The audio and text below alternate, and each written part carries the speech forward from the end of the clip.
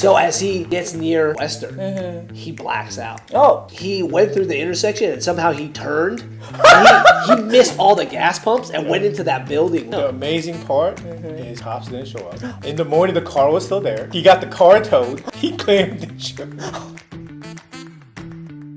I have one question. Yeah. You know, like Asian culture, especially Korean culture, we're drinking culture. If you're drunk and you're driving, you get into a car accident. It's real fun, by the way. Then you get into a car accident while you're drunk or under the influence. Would the insurance cover when you're basically DUI? Of course, your liability is going to cover the damages of the other party. Even when the driver is not... Yeah. Oh. Even when you're intoxicated. Oh. Now, they might come and send people to murder you. I have a story. My friend ordered DD. He was really drunk and he was in his car and the DD driver was driving. So my friend said, I need to go to ATM to get some money. Can you stop over here? This guy parked and he was walking out of his car all like, you know, not really walking straight. Cops were right behind him. Okay. Were you driving? No, I wasn't driving. Somebody else was driving. And that person fled. My friend was left with the car. Why would your designated driver exactly run away? I'll tell this story too, because this happened so long. I believe the statute of limitations already has passed. Oh, jeez. This is a buddy of mine, of ours actually. They were drinking. He was so drunk, like he was almost blackout drunk. So he gets to his car and he decides to drive home. So as he gets near Western, he blacks out. And then when he woke up, he had like gone into the side of a building. So apparently what happened was he went through the intersection and somehow he turned. And he missed all the gas pumps and went into that building right. He went through the gas station and then hit that wall of the building behind the gas station. The amazing part is cops didn't show up. In the morning, the car was still there. He got the car towed. You know, he claimed insurance. Really? Yeah, this guy has 9 lives.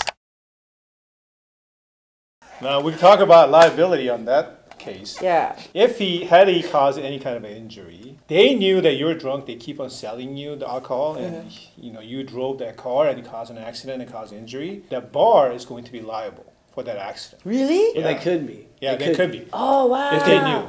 They're exposed to liability because they continue to feed him drinks. No wonder sometimes at a bar, like, you had enough. Like, Exactly. The bartenders That's will why tell they cut you off, because I see. they don't want to be liable. Well-managed bars will cut people off. So that's something that you could be aware if, you know, DUI happens and that they basically drank at a public place and they kept serving alcohol, and something you could investigate to see if the drunk driver didn't have enough coverage, you could possibly go after a business. Their insurance, I mean.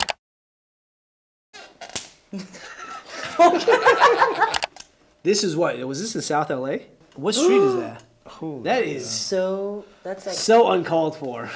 So supposedly she was a nurse and she has some mental problems and she worked like night shifts. So she killed, I think, a couple of people and she injured dozens, and there's 6 cars in total. wow. I mean, this is a tragic accident. So if you're one of the victims, you know, what do?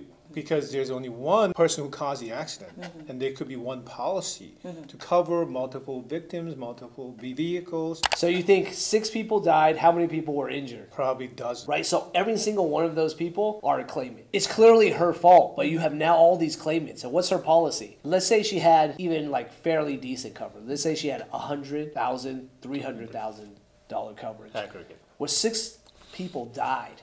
So that's wrongful death claims from 6 people. And then let's say a dozen people were injured, and probably some of them were pretty significantly injured. One of their claims is probably worth $100,000 already alone. We can safely say that whatever insurance coverage she had, even if she had $1 million, it wasn't sufficient to compensate the wrongful death claims and the injury claims. So this is once again where UM kicks in.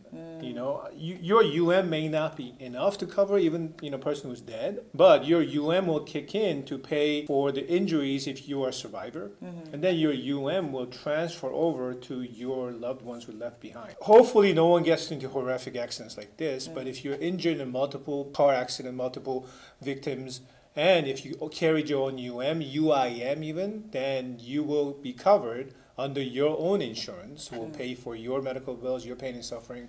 And if you have a comp and collision, also, fix your cars. And your UM also covers your passengers too. Yes. Like even if we just look at property damage alone, which obviously in this case, property damage was the least of the worries. But look, if you just look at, let's say, the cost of this Jaguar and then the Explorer right here, who's going to pay for these cars? If you don't have comp and collision, you're coming out of pocket for that. Yeah. We hope to not ever have to expect this level of accident, but how many? 82% of people in LA are going to get an accident, right? Pretty much that means we're all getting into an accident. So we have to anticipate. So you need to prepare by having adequate coverage.